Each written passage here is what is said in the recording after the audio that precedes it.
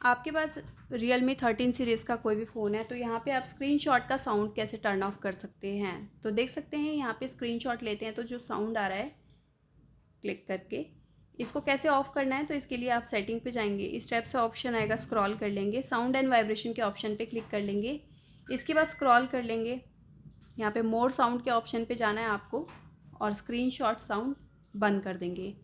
Screenshot sound बंद करने के साथ ही आप और भी साउंड इसके बंद कर सकते हैं, जैसे डायल पैड साउंड हो गया, स्क्रीन लॉक साउंड हो गया, डिलीट टोन और delete sound, fingerprint animation sound, touch sound, ये सब।